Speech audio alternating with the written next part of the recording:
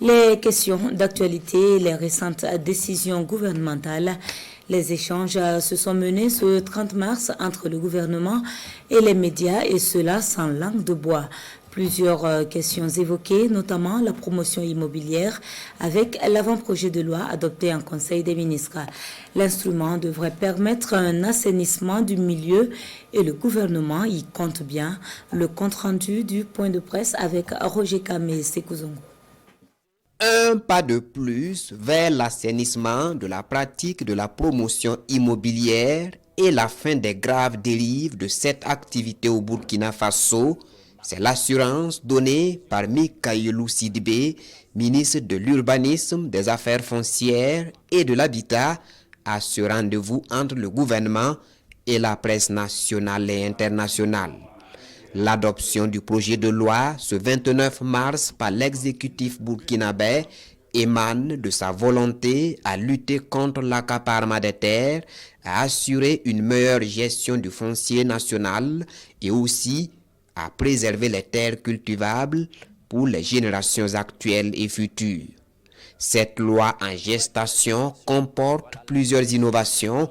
Elles vont du cadre législatif de la promotion immobilière aux sanctions applicables aux éventuels contrevenants, en passant par l'obligation faite aux promoteurs immobiliers de réaliser des investissements acceptés par l'administration. Cela exclut dorénavant les promoteurs immobiliers privés des opérations d'urbanisme, notamment le lotissement ou la restructuration. La deuxième innovation, c'est l'interdiction faite aux personnes physiques de mener l'activité de promotion immobilière. La troisième innovation, c'est la limitation des superficies aux fins de promotion immobilière. Si l'atelier national de validation avait fixé cette limitation à 25 hectares, le Conseil des ministres d'hier a décidé qu'elle soit ramenée à 5 hectares. Toujours au registre des innovations, nous avons le rehaussement des sanctions en cas d'infraction. Toutes ces innovations visent à satisfaire l'intérêt général de tous les Burkinabés et à apurer le passif foncier au Burkina Faso, explique Mikailou Sidibé. Il convient de préciser que les propriétaires terriens restent propriétaires de leurs terres. Ça également, je souhaite insister là-dessus. La loi ne vise aucunement à déposséder qui que ce soit de ces terres. Je voudrais également insister sur le fait que cette loi ne vise aucunement des intérêts personnels. Aux côtés du ministre Sidibé, Rim Talba, Jean-Emmanuel Ouedraogo, ministre de la Communication, porte-parole du gouvernement. Il s'est prêté sans tabou aux questions en lien avec l'actualité et au nombre desquelles les questions de liberté, le décret portant ordre de mobilisation générale et de la mise en garde.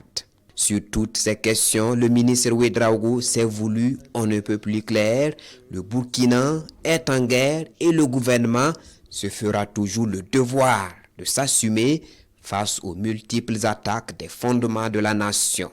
Nous restons attachés fondamentalement à la liberté d'expression, à la liberté d'opinion et à la liberté tout court. Nous sommes dans un contexte de guerre et nous n'allons pas accepter que dans ce contexte-là, un média fasse ce que nous considérons comme étant de l'apologie du terrorisme. Nous l'avons déjà fait une première fois parce que c'était pour les mêmes raisons qu'on avait suspendu la diffusion des programmes de Radio France Internationale. Nous l'avons fait pour France 24 et nous allons le faire demain si encore il y a nécessité de le faire. Pas donc de position médiane dans cette guerre engagée par le Burkina contre les forces du mal. La situation actuelle du pays commande une mobilisation générale de tous les Burkinabés, y compris les journalistes, eux aussi Burkinabés.